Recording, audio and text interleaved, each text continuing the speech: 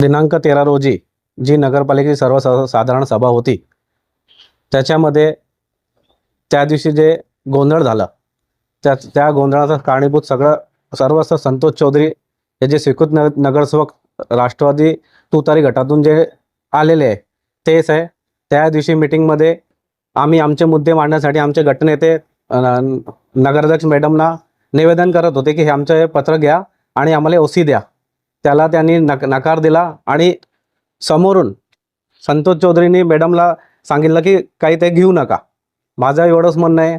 आणि जेव्हा हा गोंधळ चालू झाला, मी आणि राजूभाऊ आवटे तिकडे गेले, तेव्हा पण संतोष चौधरी आम्हा दोघांना म्हणे की तुम्ही काही बोलू नका, म्हणे तुम्ही साईडला व्हा, आम्ही जनतेमधून निवडून आलेले आहे, हे त्यांनी एकदम लक्षात ठेवावं. तुमच्यासारखं आम्ही मागच्या दारातून आलेले नाही आहे.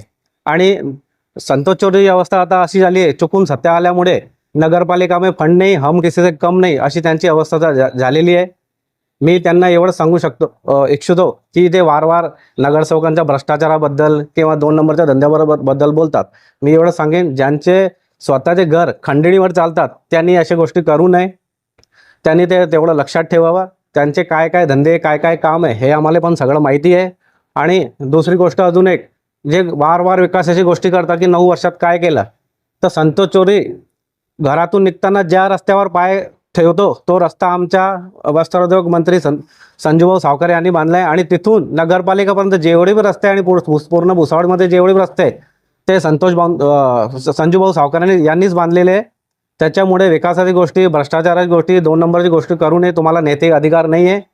आणि अजून एक गोष्ट, त्या दिवशी ते याच्या पत्रकार परिषदेमध्ये बोलले की आम्ही जेव्हापर्यंत गायत्रीताई नगराध्यक्ष आहे तेव्हापर्यंत आम्ही त्यांच्या मागे राहू. पूर्ण भुसावळच्या जनतेला तुमच्या माध्यमातून दिसतोय की ते गायत्री भंगाडे नगराध्यक्ष मॅडम यांच्या मागे आहे की पुढे आहे. संपूर्ण सत्ता तेच चालवत आहे आणि त्यांच्यावर पण ते दडपण आणताय. आम्हाला बी काही गोष्टी समजतात वेळेवर, ते पण तुम्हाला सांगू. संतोष चौधरीने जे त्या दिवशी सांगितलं की